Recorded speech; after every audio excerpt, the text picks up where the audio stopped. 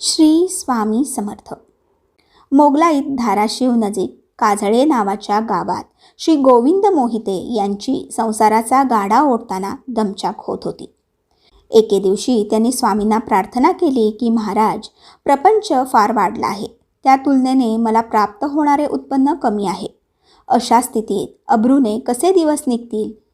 हे स्वामीराया, त्यामुळे खूप काळजी वाटत आहे, काय करावे? तेव्हा स्वामी म्हणाले, अरे, तुमचे शेतात विहीर खोदावी आणि त्यात ऊस हळद लावावी.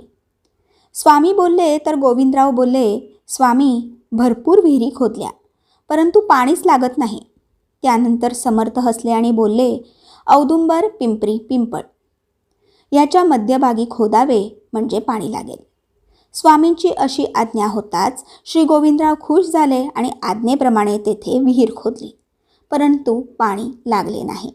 ते पुन्हा अक्कलकोट येथे आले आणि तेथे पाणी लागले नाही असे सांगितले.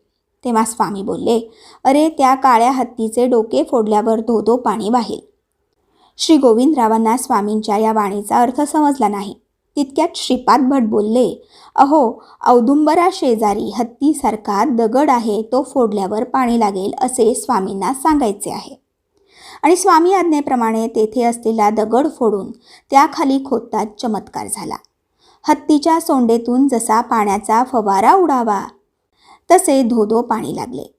स्वामी महाराज हे एकमेव सत्य आहेत. त्यांची वाणीसुद्धा सत्य असणारच याची सर्वांना खात्री झाली. पुढे श्री गोविंदराव हे शेतात प्रचंड मेहनत करू लागले आणि स्वामी कृपेने शेतात सुद्धा पुष्कळ धनधान्य पिकू लागले आणि त्यांना जी प्रपंचाची काळजी होती ती पूर्णपणे मिटून गेली. तर मंडळी, या कथेचा बोध हाच की आनंद भक्ताच्या प्रपंचाची काळजी स्वामींना कायमच असते. हे कायम लक्षात ठेवा. धन्यवाद. श्री स्वामी समर्थ.